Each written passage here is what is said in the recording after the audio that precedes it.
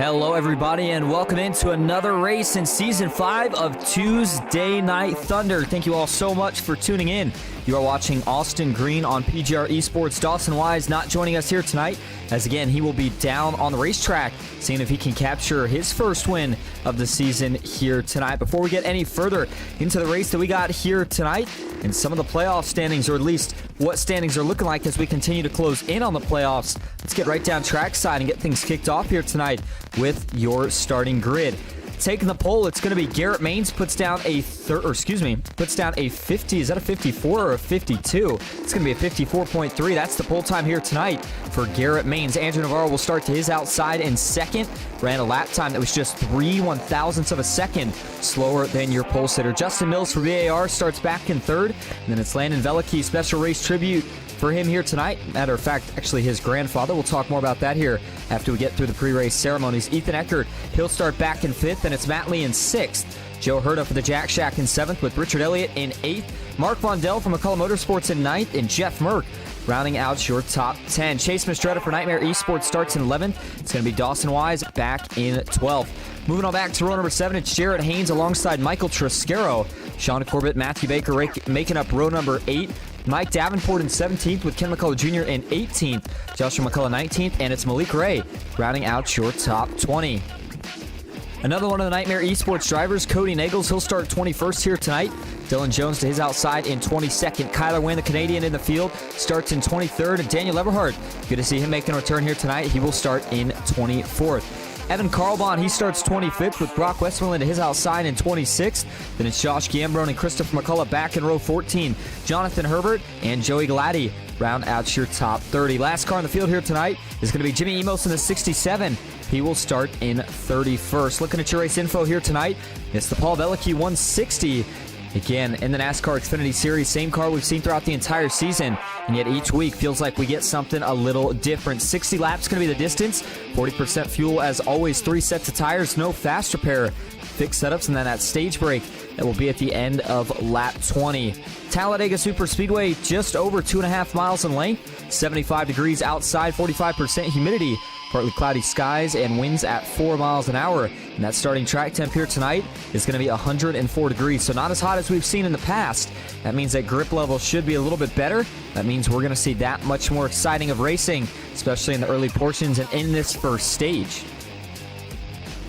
Now, as we do get ready to go green, did want to mention, you might have noticed there in the race info, the title of this race. We mentioned that a little bit of a special tribute race here tonight, and actually there will be a bit of a sponsored stage break prize here tonight, and the sponsor of the stage will be Landon Veliky, paying tribute to his grandfather, Paul Veliky, who unfortunately passed away as of recent. So certainly prayers to the family of Landon Veliky, and we'll be keeping an eye on him here tonight to see if he can get the win. Boy, I know it would mean a lot, so we'll be keeping an eye on him. All right, here we go. As the pace car is off field in the hands of Garrett Maines and Andrew Navarro. Into the restart zone we go. Engines will roar to life. Green flag is in the air. We're racing at Talladega.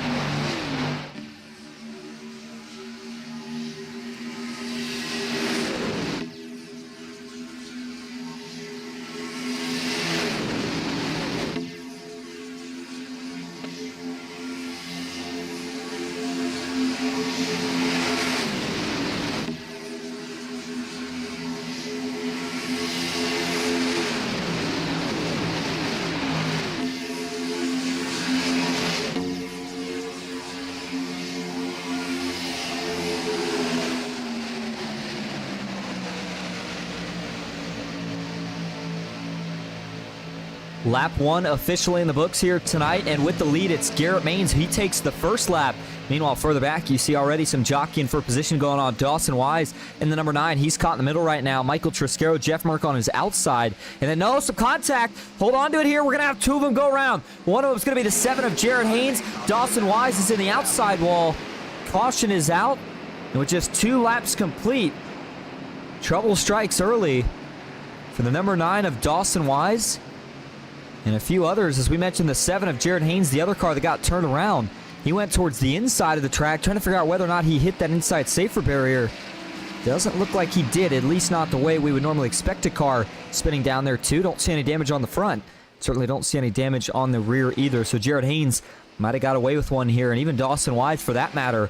Although from what we can see now, I think this 9 car certainly going to have to go in and get a couple of little dents and scrapes fixed up on this car. But let's watch this here. Coming off of turn 2 again really early to see guys having this kind of trouble. Dawson had been hanging around in the middle here through just about the entirety of 1 and 2 before something's going to really go wrong here. You see he's in the middle here, and then, oh, it actually starts just above him. Nothing that the 9 was actually doing here that sparks this.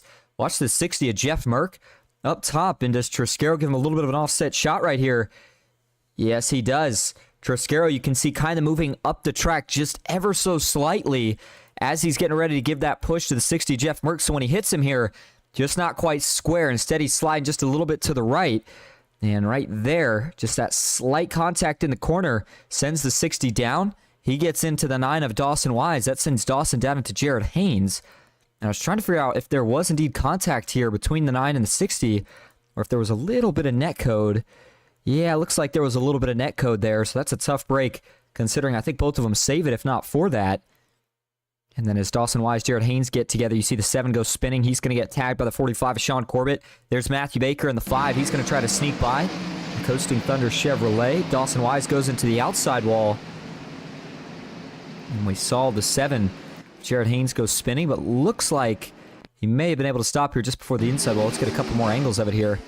There goes the 7, flaps deploy, keeps the car on the ground. He keeps it locked down, and it kind of sliding sideways, almost backwards, if you will. May have kind of helped him from hitting that inside wall, as boy, he came to a stop just in the nick of time. Watch this again from a little bit of a different angle. This is TV2. And again, lucky this wasn't a lot worse, right? I mean, this happens in the middle of the pack. Kind of expecting this to take out quite a few of them, but instead, really at the end of the day, only collects 2, and both drivers are going to survive to fight another restart here. Give you one more angle from TV3. So there's the contact. I think that was Matthew Baker who tagged the 9 in the rear. And Dawson Wise with some slight contact to the outside wall as well. All right, so as we go back live, looks like Dawson Wise still sitting in the pits here. But I would have to assume that he's just getting enough damage fixed to where he can still stay on the lead lap. We'll have to find out. Maybe got it all repaired if he's expecting that caution during the stage break on lap 20. Either way, though, how about up front? Jimmy Emos, bit of a strategy call right here, has got himself up front. And in fact, he's up 30 positions from where he started this race at. In second, it's Matthew Baker in the 5 car, who we talked about just surviving that last incident, maybe with a little bit of contact. Nonetheless, he sits second. Garrett Maines back in third. And it's Andrew Navarro who sits in 4th. Ethan Eckert in 5th. Then you've got Landon Velicky back in 6th. Joe Herda back in 7th. Matt Lee for Nightmare Esports in 8th, with Richard Elliott 9th. And Jeff Merck currently rounding out your top 10. And Jeff Merck, even though he was kind of at the start of where that wreck happened, in terms of being the first car, or one of the first 2 cars to make contact, didn't sustain any damage. In fact, a little bit of net code between him and Dawson Wise was really what kind of set the spark for that one. Either way, should be getting ready to go back green. We'll see if the lights on the pace car go off this next time around. Again, we mentioned that stage break being at lap 20. It's a little bit closer on fuel. As a matter of fact, this actually gets kind of a bit interesting here in terms of if you top off, can you make it? I think that's got to be the big question, and we'll see who decides to bring it back down that second time here. See if they indeed can. Matthew Baker's going to go down. Looks like Garrett Maines will peel off. Multiple drivers going to peel off here for that second pit stop. Top it off on fuel. And I think the reason for this call is, you figure 14, 15 laps is not really stretching it, and that's close to 20. So maybe if you pit here, all you got to do is just a little bit of stretching it to make it here to the stage break without having to pit again, and that's assuming that it goes green all the way. Now, if we were to get a caution, then that obviously changes some things up. But it looks like Matthew Baker led him on, but he will not lead him off. Instead, I believe that's going to be, is that the 1 of Garrett Maines, or did he have somebody actually come out in front of him? Yeah, Chase Mistretta in the 8 for Nightmare Esports is the first driver off. And then it's the 1 of Garrett Maines, followed by the 12 of Ethan Eckert. And then a few spots back from there, so we find Matthew Baker, followed by Joe Herda, Richard Elliott, Jeff Merck, and the rest of the field. All going to catch back up to the pace car as we set ourselves up to get ready to get back to green flag racing. Good to see everybody in the chat here tonight. Baker's mom says, come on, guys, stay calm. As well as many prayers for, of course, Landon Velicky and his family for the recent passing of Landon Velicky's grandfather, Paul Velicky. Again, we'll have a little bit of a tribute to that at the stage break. Veliky, the sponsor of tonight's race. So as we do get ready to get going back to green, looks like Veliky's actually got a bit of a new paint scheme on that car here tonight. He's got the Martin Sports logo on the back, but again, that is one of the NASCAR eSports drivers. And I know they've been kind of going through, I don't want to say a rebrand, more so an official branding, getting some of those cars really kind of linked up in terms of similarity for paint schemes. Matt Lee, though, still in the classic green and black Martin Sports Ford Mustang. Watch for those two to do some working together right here to get around this 98 of Jimmy Emos, who is not going to be a very easy pass right here.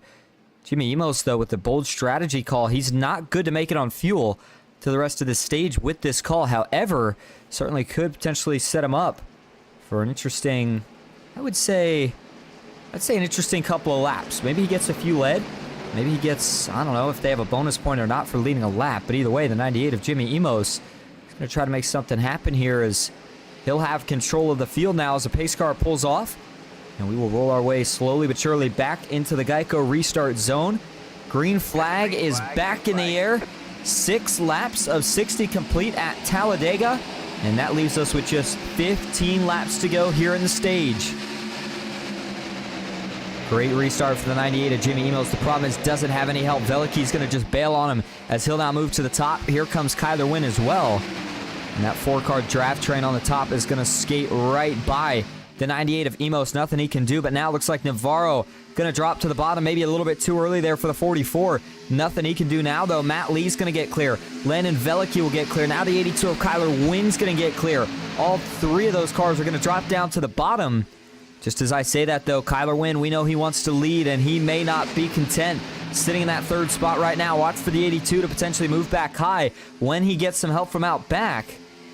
Nothing doing just yet. Christopher McCullough now arrives on scene. They're waiting for the 45 of Sean Corbett. They'll wait no longer, though. Now the 82 is going to look to the outside. Here comes Kyler Wynn and Christopher McCullough. Matt Lee will throw a block up top. That's going to check the 82 up. The 94's got to bail out of it as well. And that caused a little bit of stacking up even further back, but it works out very well for the 04 of Matt Lee. He's going to jump down to the inside now. That puts NASCAR eSports 1-2 on the bottom. Meanwhile, up top, Kyler Wynn leads the way. He's getting pushed by Christopher McCullough and Cody Nagels. Cody, a driver that we don't see as often in this series, and from what I know, not running full-time, not running for points this season, just out here for the individual race payouts and to potentially try to help his NASCAR eSports teammates in their run for a championship. Further back, here comes a couple of the NBG teammates now. Looks like that's Jeff Merck and Michael Triscaro in the 34. They're trying to work up top. We'll see if they've got enough momentum to make something happen. And by the way, speaking of these two, that's 2 of our driver cams here tonight. We'll start first with the 34, Michael Triscaro, as we hop on board. And for Michael Triscaro right now, you can see all the wheel movement that he's got to kind of put in that car as they work through the corner. Because, again, you're kind of trying to keep it set. You can't just let the car kind of drive itself through the corner, at least not if you're trying to push. And now as they get a run, we see Cody Nagels. He's going to jump up just in front of Jeff Merck. So now that's going to change some things up. Jeff Merck will go to the lead pushing position as Michael Triscaro now kind of becomes that 3rd man for support. And here's Jeff Merck. Watch what he does here. He's got to manage a few things. The most important thing here is trying to make sure that he's got Cody Nagels square, especially when he goes to actually give him a push. And then the second thing, which you see him do a little bit of right there, is making sure he keeps his engine temps cool so that he can continue to push. The best way to do that, duck out to the left or duck out to the right, depending on if you need to cool down your water temp or your oil temp. Either way, though, Jeff Merck doing a pretty good job of managing, and now he's just hoping that this outside lane can get a little bit of a surge and he can make the push to get that 6 of Cody Nagels clear, move himself up a spot in the process as well. Another onboard view that we have here tonight on the inside, a few spots up, Sean Corbett. Sean doesn't usually carry a driver cam for us, but cool view there tonight is, boy, he's got quite the setup going. That is a pretty wild-looking steering wheel that he's got on as well. So right now for Corbett, as it runs, currently sits in the 8th spot. He's up 7 positions from where he started this race at. And that's even after a little bit of contact that he had with Dawson Wise during that first incident. Excuse me, it was actually Jared Haynes that he had the contact with. Either way, nicely done so far from Sean Corbett. 3x3 now throughout pretty much the entirety of the first half of the lead pack here. And there you go. We were talking about that big push from the top. Cody Nagels is going to get clear. He'll drop down to the middle into turn 1. Jeff Merck's going to try to follow, but he's not going to be able to do it. 60 didn't have the help to get it done. Oh, hold on to it. Cody's trying to save it. big time right there. Now Kyler Wynn is going to go below the apron, and boy, swinging the egos around right now is the number 6 in the 82. Boy, that was a close call. And now Kyler Wynn, out of spite, is going to try to split him 4 wide, it looks like here. This is where you got to be really, really careful. The 82 in the middle. Now the 9 of Dawson Wise is trapped there as well. Still 4 wide. Now they're going to wreck out front. Big hit upside down. That's the 1 of Joe Herta as a few others spin. Jeff Merck's going to come to a halt, as will multiple others here. But Joe Herta on his lid, and he wasn't able to flip it back over, so he's going to have to take it to the pits. And oh my goodness. Caution out for the second time here tonight, with just 11 of 60 complete, now halfway through the stage. But let's go back, because before we even talk about this wreck and what happened here, let's talk about the action between these two. And by the way, when I said that they started swinging the egos around, I'm not talking about necessarily the initial move, although some may consider it. I'm kind of talking about some of the action that we see happen just a little bit after it here. So let's go back and break this down, and then we'll actually look at the incident that ultimately led to the caution. Okay, so here we go. Cody Nagel's going to be in the middle, and this is all going to start with a little bit of a block that the 6 is going to try to make to hold off the 82, who he feels like is going to have a big run here on the bottom. So watch this. As they dive into the corner, you see Cody's run in the middle. Kyler's got to run. The 82 is going to jump to the bottom. The 6 goes to cover. Now, Cody doesn't quite get all the way down to the yellow, but he is still arguably in that lane. I think Kyler took a little bit of exception to that, and I think that's why he gave the 6 a little bit of a shot here in the left rear, saying, hey, if you're going to come down here, I'm pushing. I don't care. And Cody has a big moment there trying to hold on to it. Causes a bit of a stack up on the inside. They all save it. But now Kyler is, arguably frustrated here because he feels like the 6 just kind of blocked him for no reason, even though, from Cody's perspective, he's trying to keep the position. Doesn't work out for either of them. They both grab a little bit of damage in the rear end. And now Kyler's going to try to go 4 wide. And as he goes to do so, you see the wreck out in front. Had nothing to actually do with these two. Just figured that was still an interesting kind of sequence that we wanted to look at. Now let's go and actually view this wreck up front and see how this one happens. A big-time wreck for Joe Herta. And so watch here as they work through turn 3. Joe Herta on the outside, getting some help from Brock Westmoreland. And then does Joe move down here? Does Jeff get a push? Where does it all go wrong? Ooh, Jeff gets a bit of a push. That sends the 60 up the track. And right there, either some contact or net code to the left rear of Joe Herta is going to send him down the track. Tries to save it, gets back into Merck. Then he gets turned up into the outside wall. Look at this. Massive, massive impact for Joe Herta. Immediately wedges that car, goes up and over, and actually lands on the roof of Brock Westmoreland before Brock's able to eventually drive under him. And then for Joe here, this is a long slide down the 30-plus degrees of banking before he eventually comes to a halt. We mentioned that car not flipping back over, so he didn't have a chance to get back to the pits without, of course, having to pay the tow bill. And watch it here from a bit of a different angle. We're going to go to the chopper view. And again, I believe there may have been a little net code, but we talked about kind of what initially starts it is the push here from Garrett Maines to Jeff Merck right there. Gives him a shot in the corner, and it just slightly sends that 60 car up the track. And then I think there was actually maybe a little bit of net code off the left front of Brock Westmoreland because it almost looked like Jeff was able to kind of hold on to it. Watch it again here in slow-mo. So watch, Jeff gets the push. It's going to send him up here, but then watch. It straightens out right here, but then slight net code there starts to turn him back up, and then even more net code between the 60 and the 1. I mean, they never even make contact is what sends the 1 out of shape and then back into the 60. And then the wreck's on from there. And for Jeff Merck, he took a couple of shots at the start, but not sure how many more he took after that. Him and Jared Haynes get together, and then after that, it's a pretty innocent slide for the two. No further damage there. So that's the good news for Jeff Merck fans, but for Joe Herta fans, I don't know if I've got any good news. His night's done. Remember, no fast repairs in these races. And after a hit like this, and you're not going to get that car repaired anytime soon, much less within a 60-lap race. As he goes for the long, dreaded slide. And right there, boy, Richard Elliott had to make an evasive maneuver to miss him. Give you a couple more angles of this one here before we go back live.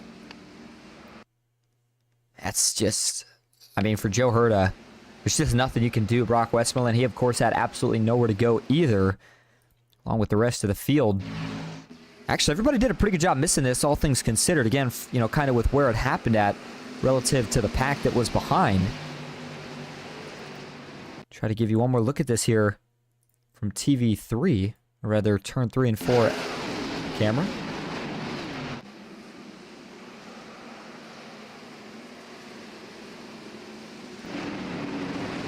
There's the dreaded long slide there for Joe Herta.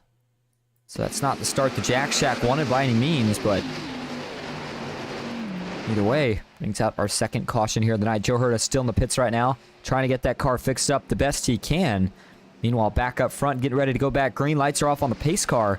Looks like it's going to be a 7-lap shootout to decide the stage. All right, 13 of 60 laps complete, by the way, currently. And it is Matthew Baker up front leading the way. Christopher McCullough in second. Garrett Maines in third. Cody Nagels fourth. And Jonathan Herbert is in fifth. And looks like in the chat, got a couple new people tuning in. As looks like Trevor Osmernoth is watching in the chat. And Heat Job says leaderboard not working tonight. And I'm hoping that's not referring to the overlays we have, because if so, I'm not sure it should be. Certainly looks like it is from my point of view. Either way, the other thing I did want to mention is, speaking of the topic of pushing, that's the second time here tonight. And both times have been a driver trying to push Jeff Merck that we've seen that pushing the corner not really work out. Again, it's kind of an aggressive choice and a decision that you got to kind of make as a driver. I understand late in the race, but this early, it's kind of that risk versus reward. And I think the risk is a lot higher than the reward, but some drivers thinking a little bit differently. So either way, we're getting ready to find out who's ready to risk it some more and who's ready to play it safe. Green flag back in the air.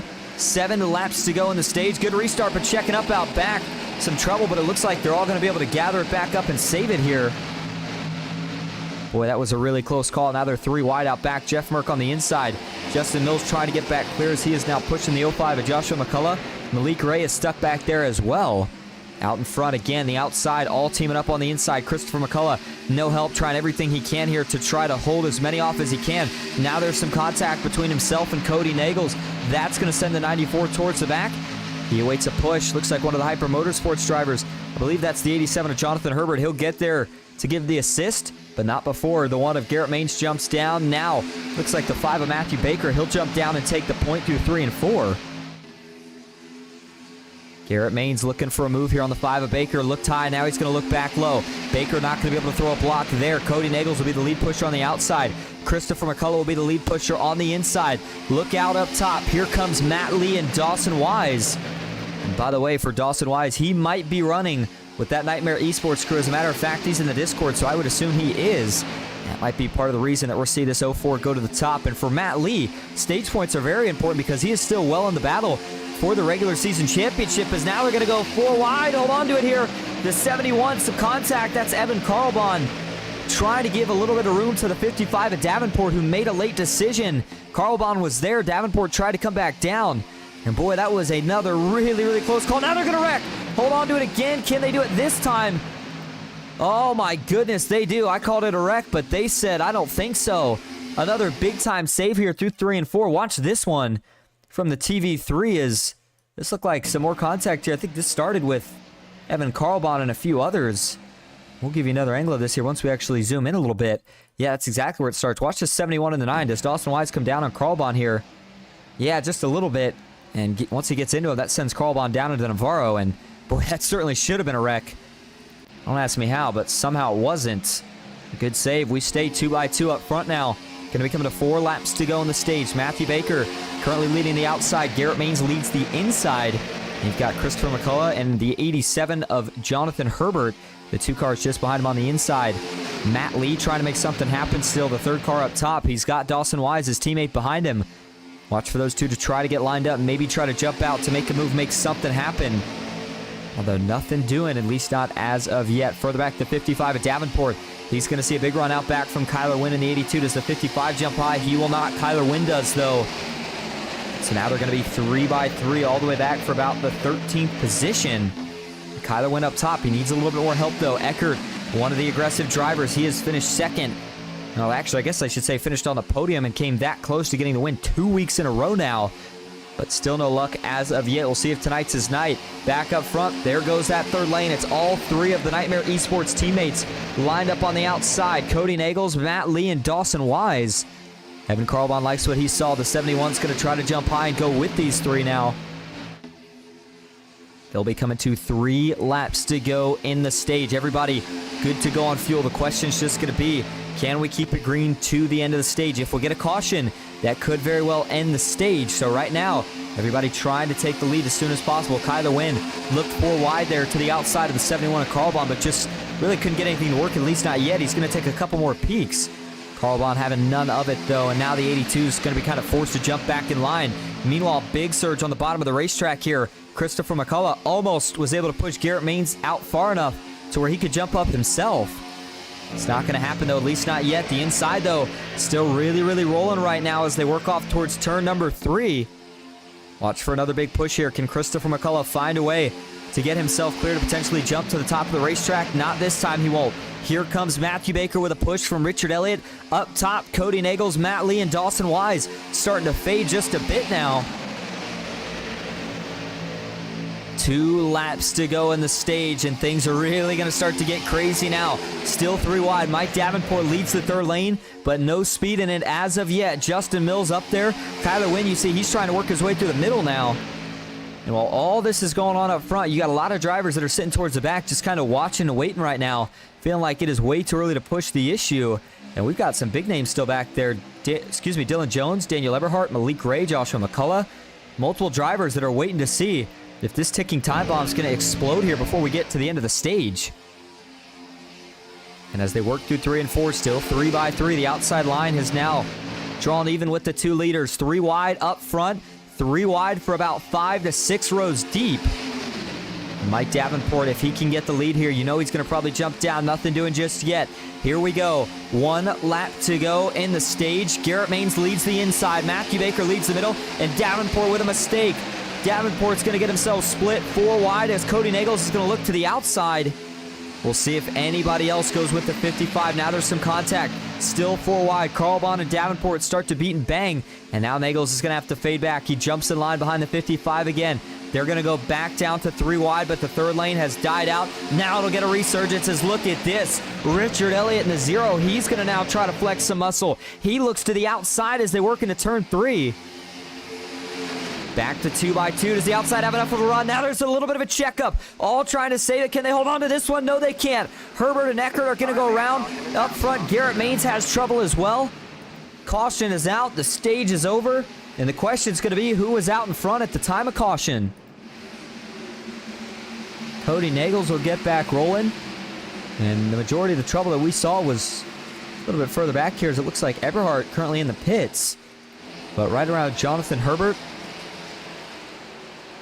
I believe, was Landon Veliky the other car we saw in that? That's what I'm trying to figure out. Yeah, it certainly was. Big damage.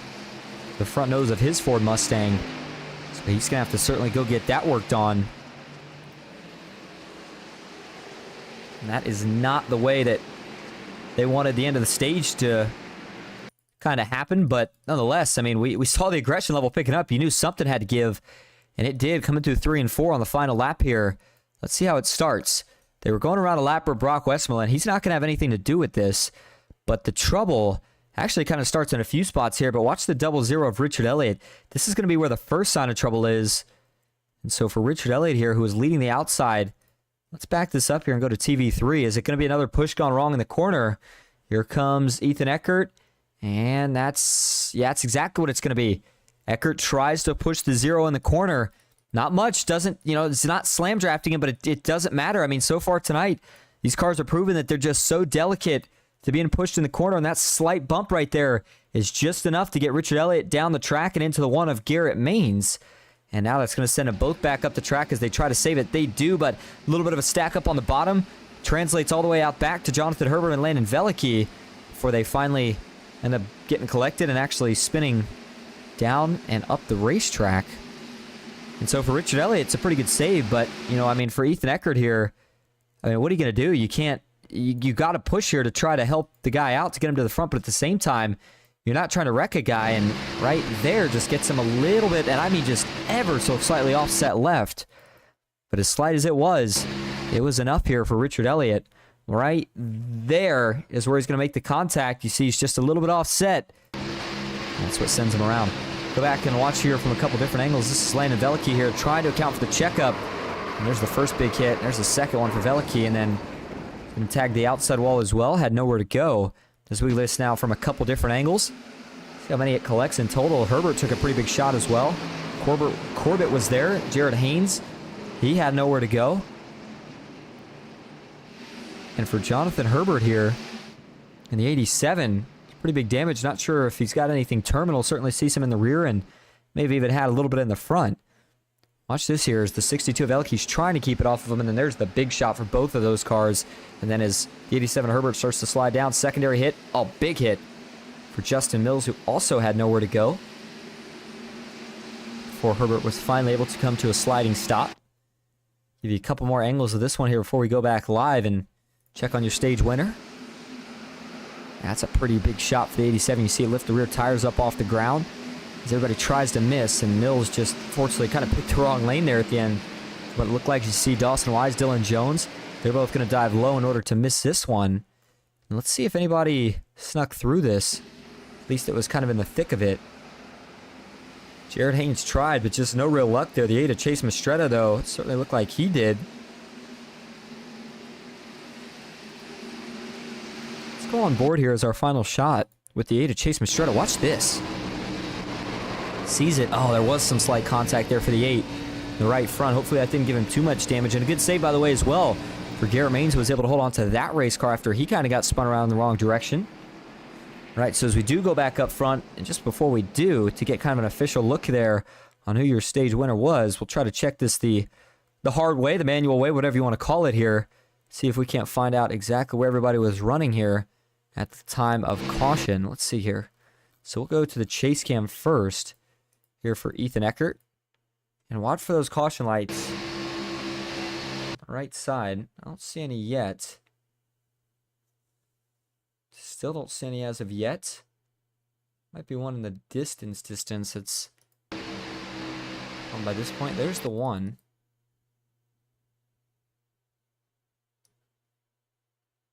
Yeah, all right. So at that point, yeah, caution's out right around here. And point is, I mean, the driver out in front is not hard to tell. It's Matthew Baker in the number 5 car. So it looks like, at least from what we have here, Matthew Baker should be crowned as your stage winner here tonight.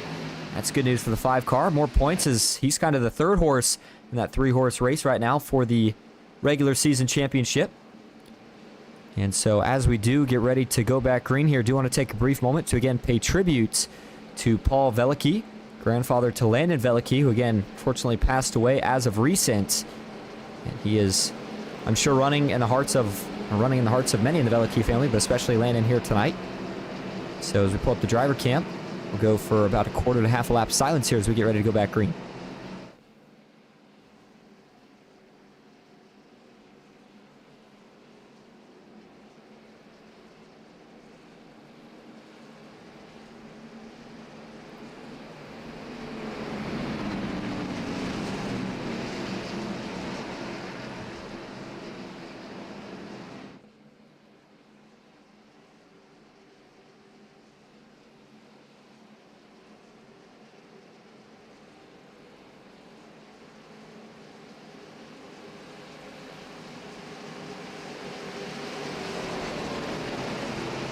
All right, so as we get ready to go back green now, this is where things start to get a little bit more interesting because we still have at least 1, potentially 2 pit cycles in play. But at the same time, a lot of drivers are going to be trying to fight for track position as it looks like it's officially going to be right around 37 laps to go. Green flag is back in the air. Joshua McCullough gets off to a good jump. He's got a teammate on the outside row, Ken McCullough Jr., but Garrett Maines looking to try to maybe bail on this 3 car here pretty quickly. And he'll think better of it. He's going to stay in the outside line, at least for now, but we'll see if he tries to jump down. Now he gives a push to Ken McCullough Jr. That's going to knock the 3 slightly out of shape. Ken able to hold on, though. The 05 still leading on the bottom, but here comes that outside line. Garrett Maines still waiting for some help out back. That's going to be the 71 of Evan Carlbahn, the first car to arrive on scene. How about the 23 now? Starting to make his way back to the front. This is a driver who we haven't had a chance to talk much about here tonight, but Josh Giambrone doing a very nice job. He's got himself up 20 positions from where he started this race at. And he knows just as well as we do, still a long ways to go. And so if you're anybody right now, I think inside this top 10, you know, really in the entire field actually, you got to start to consider maybe just clicking off a few laps here before you start to do anything too crazy aggressive. I mean, we talked about pit stops. You figure you can make it, you know, even 15 laps. It would still be a guaranteed one stop, and I don't know if it's going to only be a one. In fact, this might be two. You figure they make it to right around lap 40 and then somewhere around lap 55. Now, of course, if we get a caution at any point, that'll likely make it a one-stop race, but we'll have to see what happens. All right, here we go. Two of the teammates getting locked up on the outside. This is two of the most feared drivers at the moment. Feared maybe not the best word, but certainly two of the most talented right now. Is now they're going to go four wide. Kyler Wynn, Malik Ray is getting ready to say two of the drivers who have been kind of lighting it up as a recent. And now they're going to get around the one of Garrett Maines. Garrett got split four wide, still trying to hang on for all it's worth, but it looks like Malik and Kyler are going to push clear. He'll drop down in front of the Coke Series driver of Garrett Maines. So he'll have to line up here and try to either do some pushing or maybe see if he can't get that fourth lane going again with the help of Christopher McCullough. Trevor Osnoth in the chat says usually two if we go green. There's your answer. So expecting two pit stops. I like the if. That's a pretty big if too, Trevor. With the way they're racing right now, 3x3, and Kyler Wynn. Look at this. The 82's ready to go to the point. Malik Ray's going to get him there. Kyler Wynn will take the lead. He's going to drop to the middle. Malik Ray will follow. Now the 82's going to go all the way to the bottom. No, he won't. Actually, the 82 does. The 7's going to stick to the middle. And so as Kyler Wynn will take the point on the inside, Malik Ray leads the middle, and Garrett Maines, here he comes back up top. Still only two cars in that third lane. Garrett Maines and Christopher McCullough, they're going to need a little bit more help if they want to maintain their momentum. But right now, Kyler Wynn, Malik Ray, this is the position they want to be in. They don't want to be necessarily right together, bumper to bumper. They'll certainly be happy with that, but more importantly, they want to have control of the field. When you've got both lanes, I don't want to use the term clogged up, but when you're controlling both lanes like this, it gives you a lot more things that you can do, a lot more options if you're in that 82 or that 7 car to switch lanes, to not have to worry about necessarily having the guy try to jump up in front of you. I mean, there's just so many more things you can do when you've got control of the field here at a super speedway. Garrett Maines, Christopher McCullough still holding on for some help, and they may very well get it here soon in the form of the 44 of Andrew Navarro. Navarro trying to make his way up to the back bumper of Christopher McCullough. Hasn't been able to get there, at least not as of yet. And so it looks like he'll decide to tuck back down in line. Now he's going to jump back out there. Richard Elliott had the opportunity to go as well. Didn't want to do it. As further back, Michael Triscaro and Matthew Baker looks like they're ready to start trying to make their way to the front now. By the way, there is your stage winner, Matthew Baker, who lost some track position after the pit sequence there under yellow. But normally we interview your stage winner, but Baker maybe feeling like it's a bit of a superstition that we had interviewed him lately, so decided to see if we could change his luck around a little bit. Had a good run last week, but we're not going to interview him here during the stage, at least not tonight. See if that helps the fight out at all, or see if the broadcaster's curse really is just a myth. We'll have to find out. Either way, still 3 wide up front. Oh, now they're going to go 4 wide. Ken McCullough Jr. was leading that third lane, but now he's going to be the odd man out. Gets split. Christopher McCullough, though, his teammate's going to pick him up. And by having to do that, that loses all the momentum now for Garrett Maines as well, who's still up in this third lane. Right now, no help coming. The 82 of Kyler Wynn leads the middle, and it's Joshua McCullough. Oh, he's going to get turned out of line. Can Josh hold on to it here? He does, but now he needs some room to come back up. And that's going to put him 4 wide. Kind of awkward. Further out back. More contact here. Watch out. The 05 trying to save it. Now he drifts back up.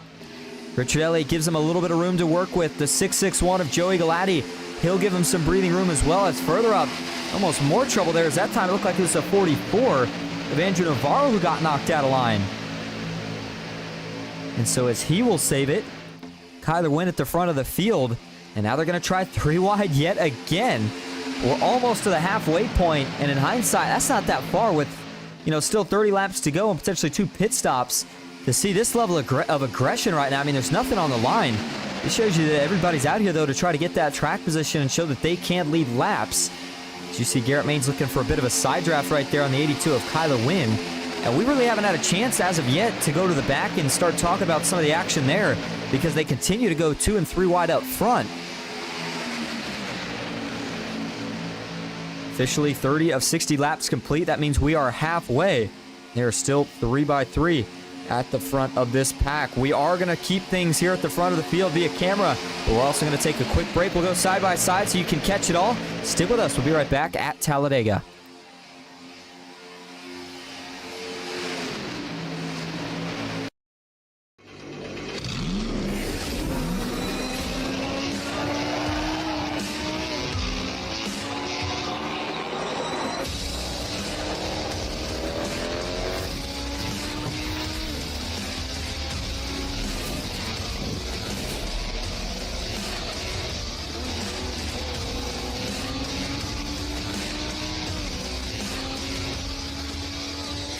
I played a couple of simulators, and this was like very responsive, especially the hydraulics and stuff, the motion and stuff was really, really on point. But you feel like you're really driving, it feels real. It adds so much to the experience. It's just really, really cool. It was pretty awesome.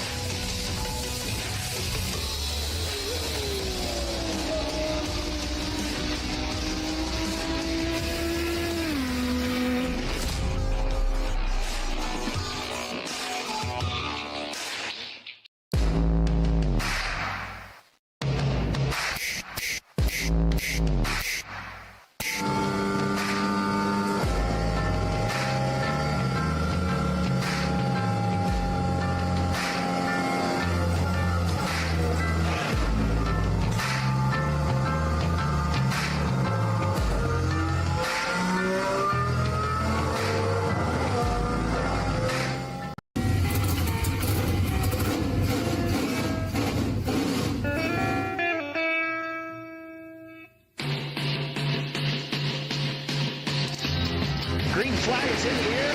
We are racing.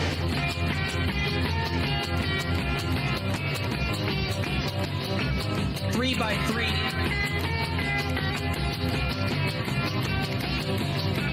Almost no trouble. Around goes Alex Hill. On into the outside wall goes Hill. They're wrecking big time out back. We're not going to throw a caution.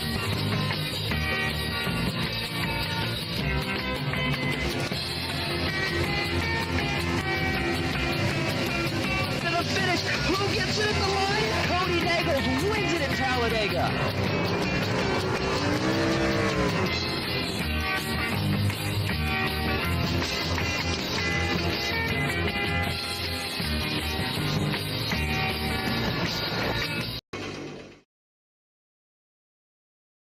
All right, just before we do go back to full screen, did want to update everybody on what payouts are looking like here tonight.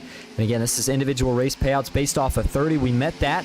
So $142 to first, $103 to second, $97 to third, $85 to fourth, $80 to fifth, and then $63 to sixth. And can't forget about the $120 that will be going to the championship fund. And boy, with the turnout that we've had, seems like pretty much every race so far this season, I'm more than excited to see what the payouts are going to be looking like at the end of the season once we get to that regular season championship. And then, of course, the playoff payouts and then ultimately the championship payouts. So make sure you stay tuned for that. Going to be a good one as we've got a good mix of drivers too this season. And by a mix, I mean drivers that are in the points fighting for championships and then the drivers that are just trying to fight for these individual race payouts. And it certainly makes things a lot more interesting, at least from my seat up here as a broadcaster. As we see damage to the 12 there of Ethan Eckert. Excuse me, that's not Eckert. Who is that actually? Was that? It might be Veliky. Yeah, sure enough, that's exactly who that is. The 62 of Landon Veliky. Thought that car looked a little bit different. Forgot he had a new scheme here tonight. Yeah, Veliky just getting back out on track, trying to kind of do damage control. Right now, showing him only being scored a lap down. We'll see if that was his first lap lost or second, and what he's hoping for right now is just a caution so that he can go and try to get some more damage repaired and get to a point where he can still keep up with this lead pack. So we went back green with about 24 laps complete of 60. We've ran about 10 to 11 since then, and we're expecting that first pit stop here probably somewhere right around the lap 40 mark, maybe give or take a couple. But when they cross the line this time, it's going to be 25 laps to go. So either way you look at it, we're starting to get kind of towards the end of this race. But either way, Malik Ray and Kyler Wynn have got to be feeling really, really good right now with the positions that they both sit in as they currently lead this pack. And all the aggression we had earlier, definitely interesting to see it kind of calm back down, at least for a little bit, to 2x2, which is what we see at the moment. There's the onboard view, looking out back for Kyler Wynn as he sees right now Ethan Eckert and his Ford Mustang doing all the pushing. They still stay 2x2 up front. Meanwhile, out back, Dawson Wise looks like he's ready to lead a charge here of some of the NASCAR eSports teammates yet again. Dawson Wise in that third lane. Looked like he had some help from Chase Mastretta, Cody Nagels, and Matt Lee. But unfortunately, they're just not able to get it working, at least not enough as of yet. So they're going to bail back down to that middle lane, try to set up another run. Maybe see if they can take another shot at it here in just a lap or so. Here we go, a couple pit stops underway. It looks like it's going to be some of the McCullough Motorsports group.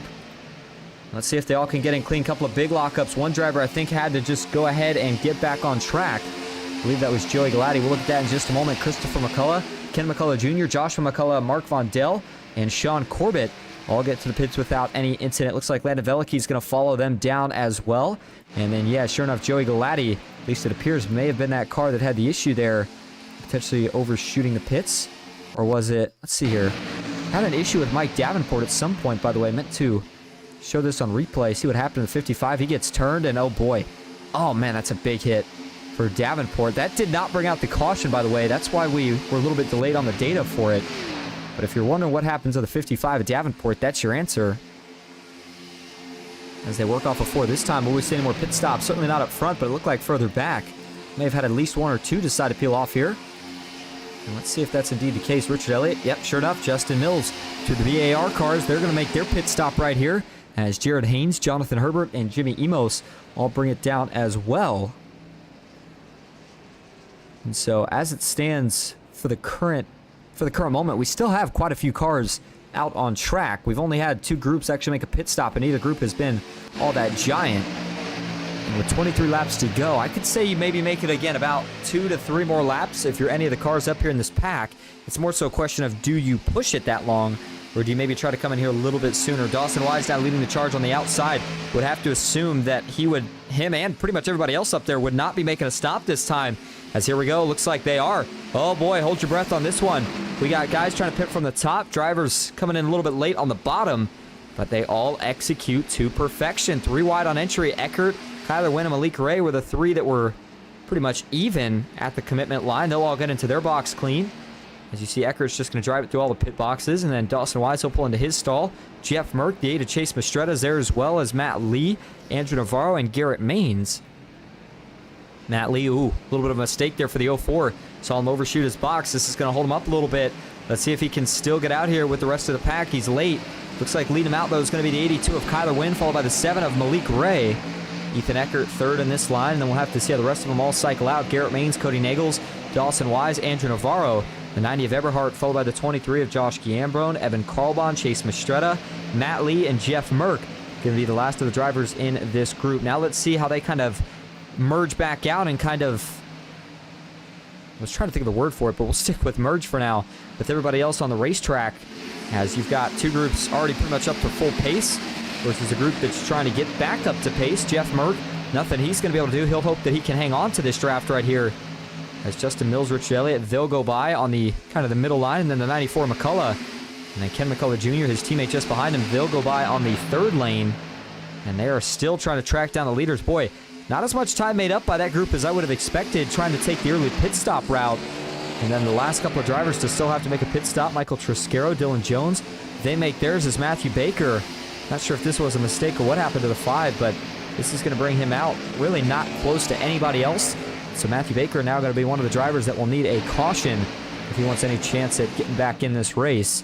And for these 2 here, they're going to definitely lose that first pack, but they might be able to merge and try to blend in here with this second pack. We'll have to see. They're trying to get back up to speed. Again, it takes probably about half to 3/4 of a lap for these cars to get up to full pace.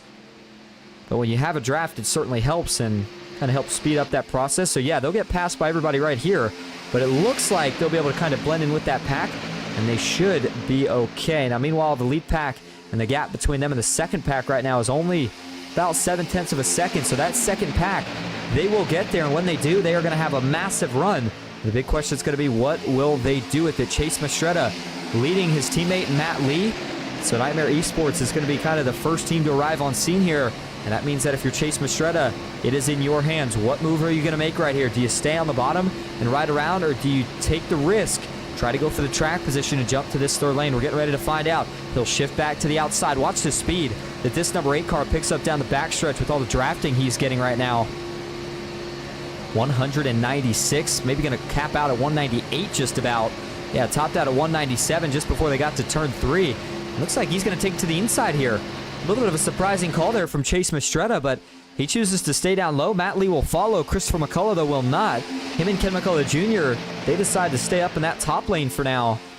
By the way, do want to remind you of what that track temp was looking like here at the start of this race. 105 degrees. And it has not changed much, or excuse me, 105 degrees currently, and that's not a big difference from what we started this race at. 19 laps to go and still 1 more pit stop expected.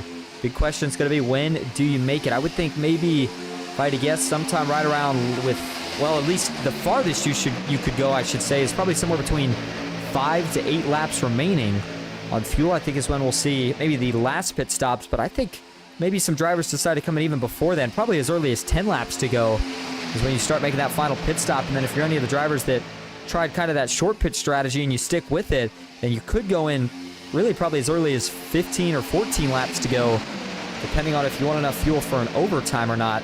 But out in front, Malik Ray currently leads the way. Kyler Wynn, his teammate, pushing him on the inside, and then it's Cody Nagels with his teammate Dawson Wise on the outside. Daniel Eberhardt in the 90 changed up the paint scheme a little bit. He's got the John Deere colors on there now, and he currently sits in third on that top lane. Andrew Navarro, he's going to look to the high side. He'll take it. The 8 of Chase Mastretta continuing to stay low, and then it's Evan Carlbon, the next car up, to try to give some help to this outside, but just really struggling to get there as of right now. And it looks like he's going to go ahead and just bail to the inside. So now Jared Haynes getting pushed by Jeff Merck. He's going to try his luck here. By the way, for Jeff Merck, I mean, boy, what a comeback of a race after being involved in some of the incidents so far here tonight. Sticking with it, giving himself this opportunity to potentially be up here still fighting for a win. And if you actually remember, Matthew Baker mentioned how it's kind of been a rough season so far for Michael Triscaro and Jeff Merck with the way things have just really not been working out for either of those two. They're still looking to change that luck around.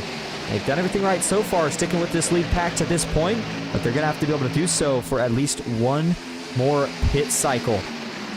Mark Vondell, a little bit of a different look on his car here tonight. He's got the Kansas City Chiefs on that Ford Mustang. Good to see Mark with a good run going here tonight in 20th. And if you remember way back, I think it was a couple of seasons ago, Mark Vondell is not a stranger. He has grabbed a victory in Tuesday Night Thunder before. So just waiting to see when that second win will strike for the driver of the number 59. Could it be tonight? We'll have to find out. Again, anybody in this lead pack at this point, I would argue, still has a very realistic chance at potentially capturing the win here tonight. And the big factor in deciding who's going to be in the best spot is who? Boy, Garrett Maines jacked up the rear end of Daniel Eberhardt just a little bit right there. That was almost a push gone south, but now he'll try to line it back up, gives him another push off into turn number 1. Was trying to get him clear of the 44 Navarro, but he won't be able to do it.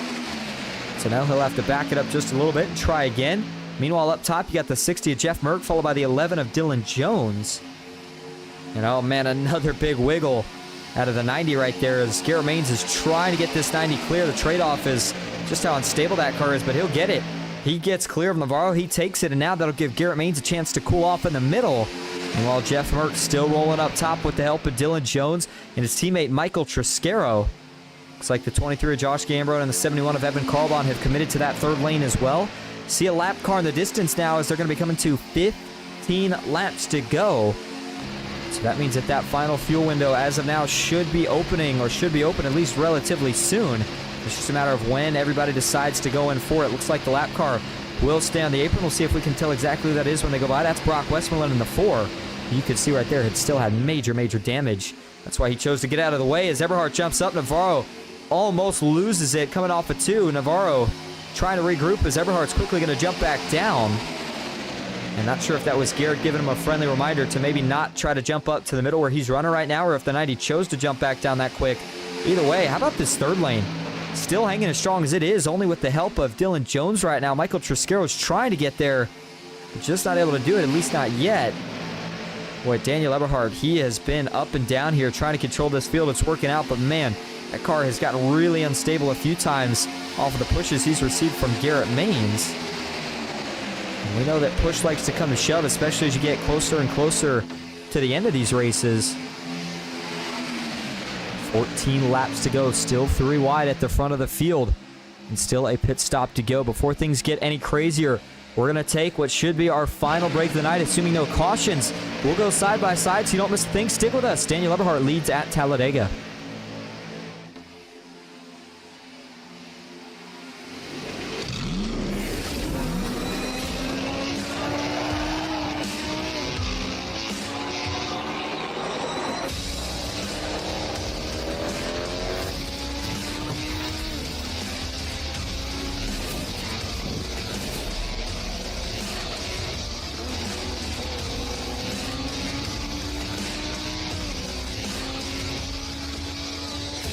I played a couple of simulators, and this was like very responsive. Especially the hydraulics and stuff, the motion and stuff was really, really on point. But you feel like you're really driving. It feels real. It adds so much to the experience. It's just really, really cool. It was pretty awesome.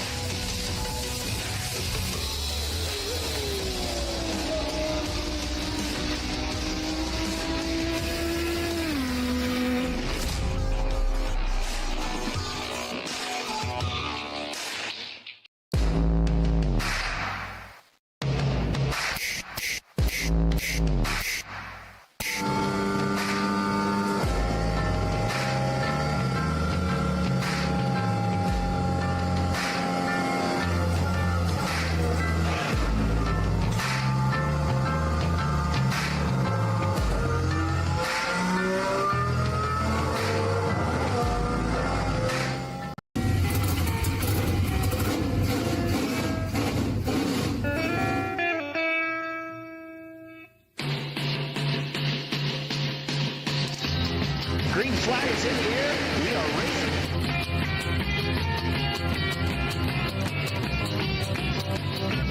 Three by three.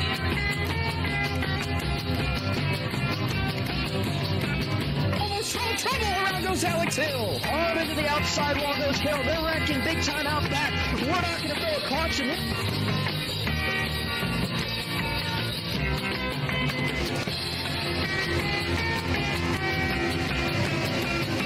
Finish. Who gets it in the line? Cody Nagels wins it at Talladega.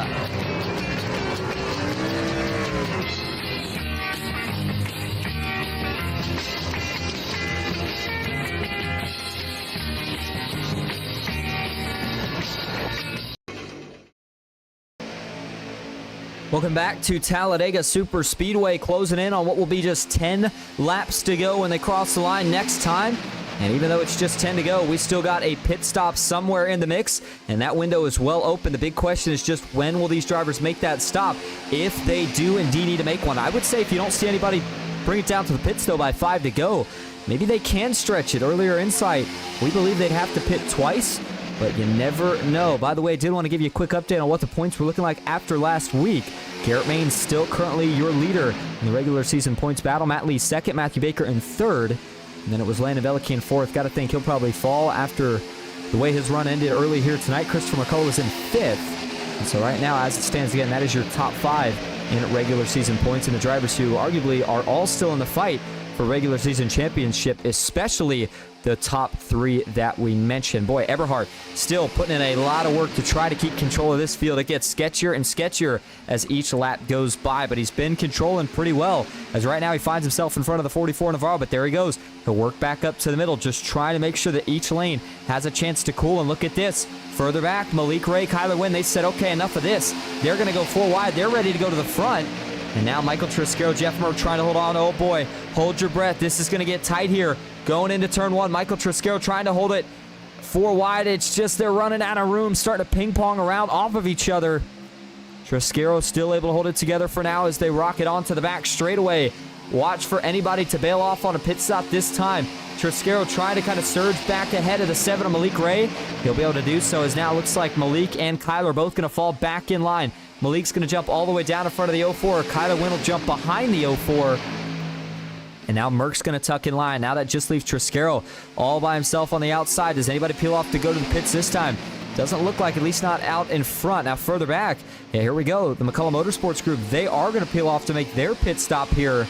That's Joshua McCullough, Ken McCullough Jr., Christopher McCullough, and Mark Vondell. We'll see if they can execute just as they did on that first sequence. And now that we've seen the first group come in, I think it's going to be every single lap from here on out. We're going to see the rest of them make their way in, slowly but surely. As there goes the 94, Christopher McCullough. And by the way, Joshua McCullough, I don't know if he caught it there, but that was a close call as he pulled off a turn 4 down on the apron. Looked like that car got really, really loose, as by this point they're on pretty old tires. And I know the track temp isn't necessarily scorching hot, but it's hot enough that when these tires wear out, these cars start to struggle a bit on handling. Daniel Eberhard, see, does he peel down to the pits this time? Yes, he does, and he's going to get a lot of followers. Can they all get in clean? Eckert's going to try to dive it in deep, hope it sticks. Navarro, oh, he got a nudge. He got a nudge from Eckert. Watch out. Did the 44 get a speeding penalty? You got to hope he didn't there. It's further back. Nagels is trying to make his way into his box. Joey Galati makes a mistake, doesn't get in clean. He'll have to back up, try to reset. Looks like just about everybody else is going to get in okay here. And I'm very curious here to see if the 44 Navarro gets a penalty. Looks like he gets into his box okay. And let's see if it lets him leave here or if he does indeed get that penalty. Nope, lets him leave. So good news there for the 44 as they make their way out. Let's see if Garrett Maines and company decide to bring it down to the pits this time. Garrett right now, he's got the 11 of Jones and the 34 Troscaro in tow. The 7 of Malik Ray is there, as is Matt Lee and Kyler Wynn. And I would think they'd probably bring it down this time. Yes, they will. All right, so this is the final group that had to pit. As Matthew Baker in front of them, he decided to bring it down as well. But again, not currently fighting for the lead. Fighting to try to get a lap back more so. And looks like they're all going to get into their boxes relatively clean here as well through this pit stop. And so now once they all cycle back out, it'll be a question of who's able to get grouped up with the leaders. And then it is on from there. It's going to probably be about 5 or probably 6. It's going to be 6 to go this time, or probably 5 laps to go when things really get organized. And you see that race for the lead really start to develop as Ethan Ecker right now working his way off of turn 4 as the drivers who made their pit stop are just now exiting the pits. And we'll watch this here from the chase cam for Ethan Ecker. And watch this. This shows you all you need to know about kind of the gap that they've got right now. And we'll see here if they can make it up. Down the backstretch is really where you kind of get all your time at. And you have got to get there quick. Now, the good news here for Eckert, and I will say this is kind of something I've noticed, is it's almost not a bad thing as a driver. Oh, boy, big trouble there. I was just starting to look down at the data, but oh my goodness. That was a close call right there for Ethan Eckert. What happened here? Looks like Navarro's got to run high. The 44 is going, trying to get by. The 12 is going to jump up. Eckert tries to block. Andrew Navarro was having none of it. And boy, Eckert almost got himself turned around right there. That was a close call as now they're still closing in on this front group. Andrew Navarro, though, now the leader.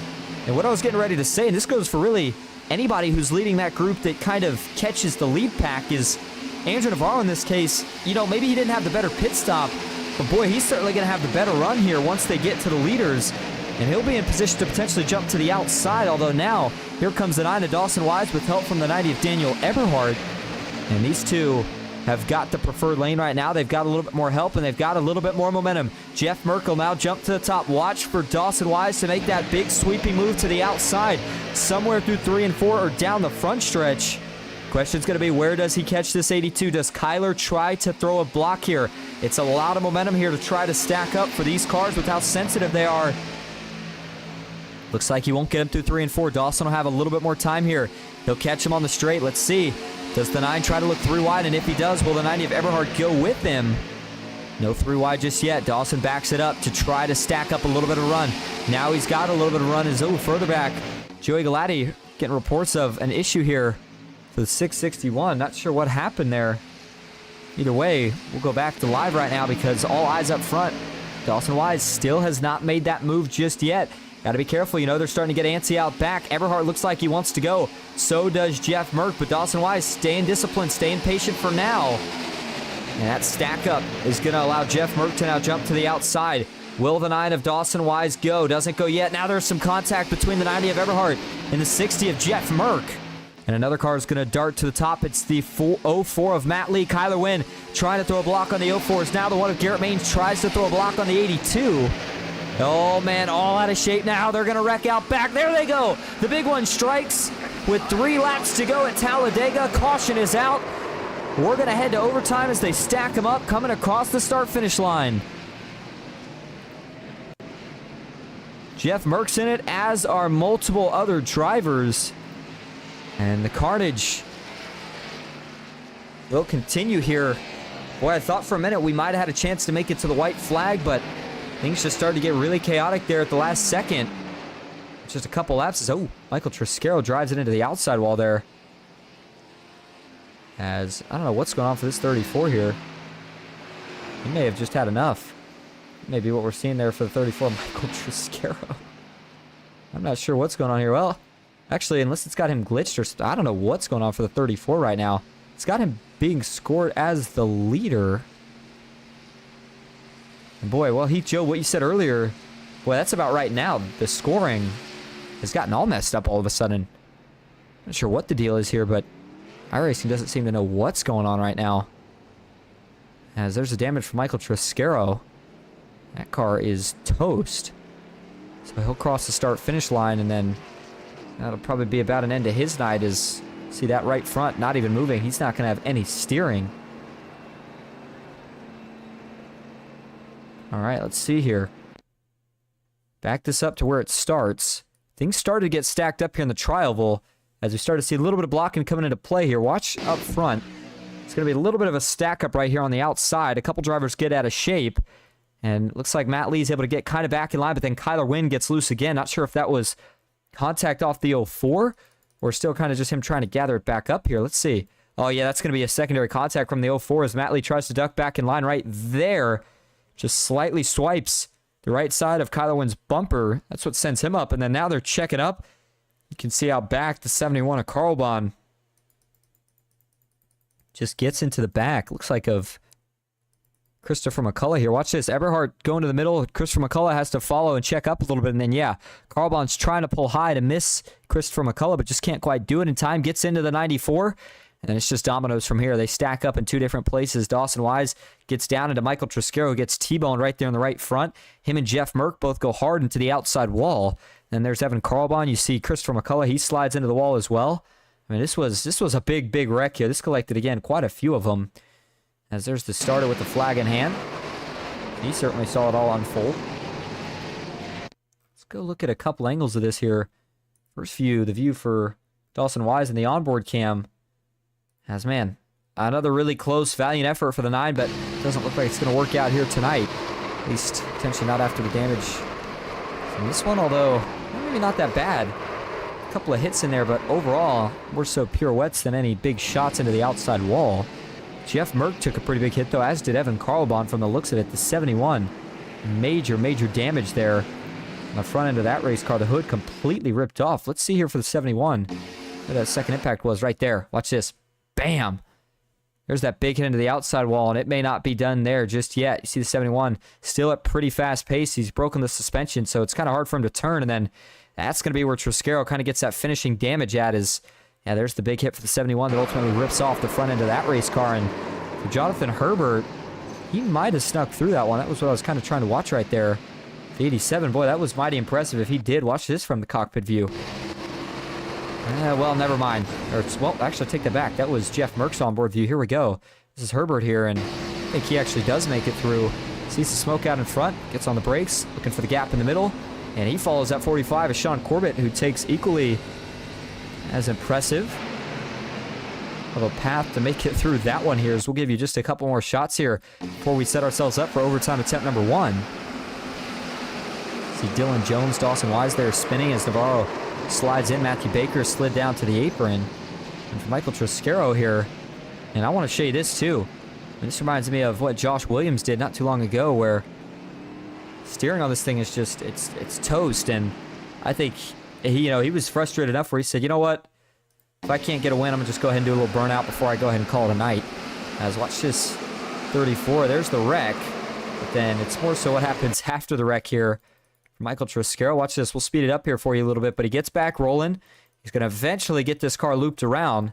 And then once he does here, he's going to drive it up to the start-finish line. And he's just going to start doing a burnout. Watch this. Going to burn it down. I think he was just trying to blow the motor out of it. Said, why not? Can't go on anyway, so that's some funny stuff. Michael Triscaro, unfortunately not the way that you want to see it end, but a little fun, never hurt anybody. So as we go back live now, lights are off on the pace car. It's time for some overtime. Garrett Maines up front, being scored as your leader. Malik Ray in second. Kyler Wynn in third. Daniel Eberhardt in fourth. And boy, let me tell you something. Those top 4 that I just named tells me that we are going to see a wild finish here and potentially some wild blocking as well. This is going to get exciting. The next big question is going to be, who do we see try to take that third line first? Talked about your top 4, but Chase Mastretta and Matt Lee, to the Nightmare Esports teammates, making up row number 3. What can they do? And then you've got 2 of the McCullough Motorsports teammates back in row 4. So a lot of opportunity here for a lot of drivers. A couple still in this top 10 that are looking for their first win on the season. Some of them drivers going for points. Some of them drivers just here for the weekly payouts. Garrett Maines right now leads the regular season points. Malik Ray wants to see if he can capture a win and take home the race payouts here for tonight. And here we go. Got to make it to the white flag for this race to be official. Green flag back in the air. 2 laps to go at Talladega, and it's a good restart. From the front row, Garrett Maines and Malik Ray get off to a pretty even jump. Malik Ray with maybe a little bit of an advantage as they work off towards turn number 1, but Garrett Maines, he'll draw back even as they now work their way through the corner. And still going to take these cars about half to 3/4 of a lap to get up to full speed. But the big question is, can they make it all the way back to the white flag for this race to be official? Joshua McCullough already looking to go 3 wide. Meanwhile, they're stacking it up a little bit out back on the inside. And that stack up really hurt that bottom lane. Look at this. Up top, Malik Ray, he'll get clear. And he's going to take the 90 of Daniel Eberhardt with him. Ethan Eckert further back has an opportunity to jump down with Navarro, but looks like they're content to stay up for now. Oh boy, Eberhardt and Malik jumping back up. Here we go. Let the blocking begin as we got one spun out back. It's the 04 Matt Lee. Can we keep it green? Yes, we can. They're going to make it to the white flag. 1 lap to go at Talladega. Malik Ray now leads the bottom. Daniel Eberhardt up top. Who is going to get back to the checkered flag first? Mastretta doing all the pushing on the outside, but he blinked out briefly. That gives the advantage back to Malik Ray. And if you're in the 7 car, what are you doing now? Do you jump back up, or are you riding the bottom the rest of the way? Looks like Malik's going to jump up. Will Eberhardt push, or does he split? They're going to wreck out back. Mastretta gets into the bottom now. Back up top he goes. They're neck-coated together. And oh my goodness, they're going to somehow save it. What a save from Chase Mastretta and Joshua McCullough. Meanwhile, back up front, Malik still leads. This will be the final time off of turn 4. Who makes the move first? Kyler looks. Garrett tries to block. Nothing there. Now Garrett will look again. Malik's going to block high. Now he's going to try to block low. Can't do it. Now they're going to drag race. A little bit of bumper to bumper. Now door to door. Who's going to get back to the checkered first? Garrett Maines is going to take it. He wins it at Talladega. And boy, was that a fun one or what? Man, what a finish. Official gap is less than 100th of a second between Garrett Maines and Malik Ray. And let's back that one up and look at it again. As, boy, I didn't think they were going to make it to the line clean here, but they somehow do. And this all starts out back. Kyler's going to be the first car to try to make a move. Looks back low, realizes he can't. Eberhardt's there. And then Malik was able to block high, but just realized he couldn't get back down low. And for Garrett Maines right here, maybe roughs up to 7 just enough to give himself a little bit of extra wiggle room. And then right here, boy, this is where it gets good. Watch this. Coming to the line. I mean, that's all you can ask for. What a finish. Let's go back and look at the photo finish cam here. We might have to break this down frame by frame with how close it was. Oh my goodness. Garrett Maines gets it, but it was not by much. There's your start finish cam, and there's your photo finish cam. And that is all you can ask for. And even the finish for second. I mean, Daniel Eberhardt a little bit closer on the push. You wonder if that's what ultimately gets Garrett the win right here. Either way, that'll add on another one to his season total. Garrett Maines continues his quest here to be crowned Tuesday Night Thunder season champion.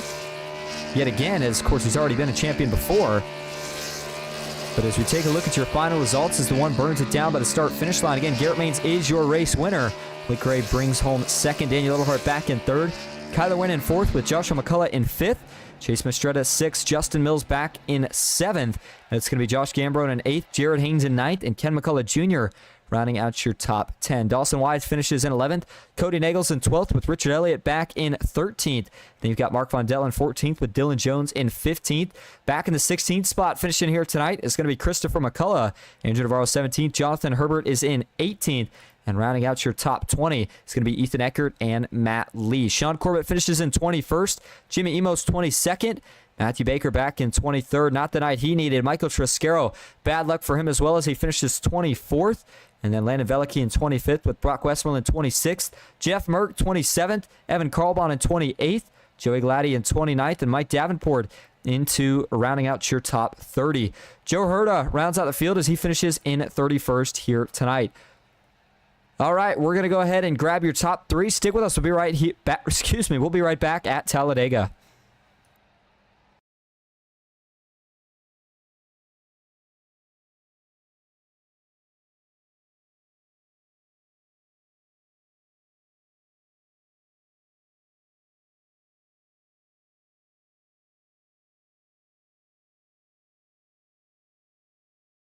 All right, and we're going to kick things off here tonight with your race winner, Garrett Maines. Garrett, this is Austin up in the booth. You got a copy? Yes, sir.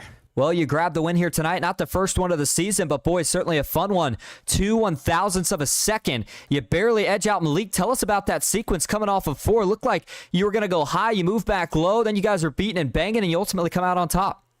You know, I really didn't know if I was going to have any friends there. I knew Malik had Kyler, and I felt like no matter what I did there, I was probably going to be in the wrong place just because that was my help.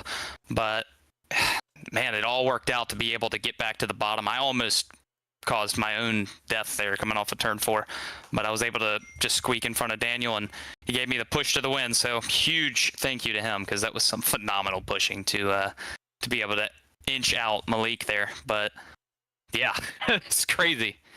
Well, another race down as we get closer and closer to the playoffs. We know Baker got the stage win, but you grabbed the race win. And when you start to rack these up at this point, do you start to get a little bit more comfortable with your chances of potentially capturing that regular season championship? I'm really hoping it works out for me. I mean, I don't know who gets most laps led. I had the most laps tied with Malik, but I finished a spot ahead, so I might get those points too. Just every point counts in this series, and we're really tight still. I think tonight obviously helped me, but I mean, how many races do we have left? Like 1 before the playoffs? I think that helps a lot for our our chances, and just got to go have a clean race basically next week. Yeah, absolutely. Well, hey, before we let you head out here tonight, Garrett, you get the win, you get some extra money, and you get some more points that get you closer to that regular season championship. So before we let you head out, is there anyone you want to thank or shout out? Yeah, absolutely. Like I said, big thank you to Daniel there for the push. I got to give a huge shout out to Scott at MCU Body, Lennox, the guys at Ryko Performance for all of their support this season. And I guess now I can thank you for their support coming up in the Contender Series. So not really what I want to be saying, but I know we'll have good pieces there, and I'm excited to honestly get a clean slate there. So should be fun, hopefully. And also got to give a thank you for the support from FGR XL and Left Court Brothers this season.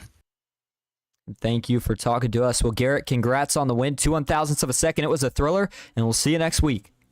Appreciate it. Thank you. All right, now that's going to bring us, well, not to your second place finish, because it looks like, as of now, Malik is nowhere to be found in the Discord channel, so we'll go ahead and give him a minute. And while we wait, we'll go ahead and bring up your third place finisher, Daniel Eberhardt. Daniel, this is Austin up in the booth. You got a copy? Yes, sir, I do.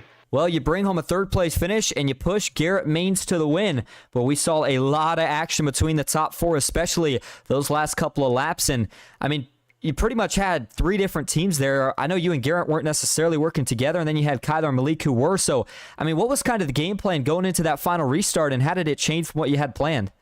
So when Malik checked us up and then Chase lagged a little bit, he was inside of me, and Malik checked up our line. I was like, well, I'm kind of screwed here going down the back straightaway, and so I checked up and just let me get in behind Kyler, because I know that Garrett's going to try to fake Malik and do all this stuff, and Garrett kind of creates his own momentum there. And I'm just kind of just like, okay, I'm going to go wherever Garrett goes if he doesn't get me trapped here. And the good thing is Garrett fought his way to the bottom of Malik, and it gave Kyler the outside. But when we went through the trial, I could just shove Garrett, and I kind of know what Garrett's going to do if we've raced around each other for so long on these super speedways. And it's fun to know somebody up there isn't going to do anything to screw the pack and just make, chaos at the end. Absolutely. Well, you may not be running for season points or regular season championship, but you are still out here running for race payouts. And does that kind of change the mindset as a driver at all? Does that make you more aggressive, less aggressive, or do you do the same thing each and every week? No, I don't try to get involved in somebody else's mess. Like going through the trial oval, like when Dawson was coming down a little bit, I was checking up. I was just in there showing him my inputs. I was like, man, I'm on the break. I can't. I'm so sorry. I can't. I can't check up anymore. And when Chris hit me, it dropped him backwards. I don't know. It just all created the discombobulation.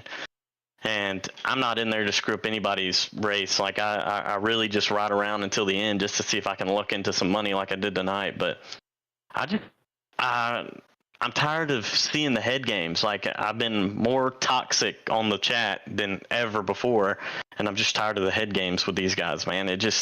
I don't know if it's the team racing or what, but this was not around 2-3 years ago, and I don't know if it's just because there's more money on the line or there's just so many teams or what, but it has just turned toxic, dude. It is terrible. Either way, you still find a way through it and to get yourself a good finish here tonight. So before we let you head out, is there anyone you want to thank or shout out? Yeah, you. You're the most loyal person in here. Thank you. Thank you for being you, and thank you for being PGR eSports each and every week. And thank you to Ron for this series each and every week. And I'll catch you guys in the next one. Sounds like a plan. Thank you for talking to us, Daniel. Congrats on the third place finish, and hopefully we'll see you next week. See you, bye. All right, now that's going to bring us up to your second place finisher, Malik Ray. Malik, this is Austin up at the booth. You got a copy? Yes, sir. How you doing, man? Good. Well, you grabbed the second place finish, and man, you made one block. It worked, but it looked like you weren't quite able to finish the second one. You lose it just barely by 2/1000ths of a second, but was there anything you think you could have done different there on the last lap? I believe the guy that ended up fourth could have done a tad bit better with his his decision making. He told me to stay bottom out of 4, and then next thing you know, I see him going high. So then I go high, and then it just didn't work out. I'm not mad or anything because we finished second and fourth, but I mean, I feel like we shouldn't have won that, or I feel like we shouldn't have lost that race, and we did. But I mean, it could always end up, I could have ended up outside of the money, so I can't really complain too much. Well, you and Kyler have certainly been the topic of conversation. You guys have kind of been, I want to say, I guess the word dust in the field to a degree the last couple times that we've seen you here on Tuesdays and really throughout the other series. And what is it about the chemistry that you two have that you guys are able to just drive up and pretty much take the lead, it seems like, on command each and every race? I think we just have good chemistry, and we just race with our heads on our shoulders most of the time. And then, it just seems to just work out for us. I also think we have pretty good positioning skills because we don't get wrecked most of the time, so that's able to that obviously helps out a lot. Whereas other people, sometimes they'll be running 5th or 8th and then they'll get crashed. So we just try to put ourselves up front all the time. Yeah, I was going to say, I mean, it certainly worked out here tonight, and 2/1000ths of a second, not a big difference, especially for how good of a finish that one was. So, I mean, before we let you head out, is there anyone you want to thank or shout out here tonight? I appreciate Daniel for pushing me and not hanging me out. I'll remember that. And who else? And Garrett, he was racing clean, and you guys for broadcasting. I appreciate it. So thank you. And thank you for talking to us. Well, Malik, congrats on the second place finish, and we will see you next week. See you, man. All right, there you go. That is going to wrap up our coverage here tonight from Talladega Superspeedway.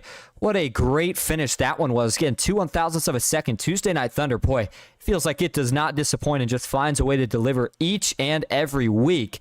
Certainly enjoyed every piece of this one. Garrett Maines is your race winner. Excuse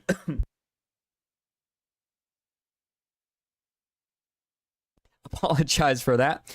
I was going to say, Garrett Maines is your race winner, adds another one to his tally. And so with that, we will go ahead and end things here for the night. As always, thank you all so much for tuning in. And that's it for me tonight. Austin Green here on PGR eSports. Until next time.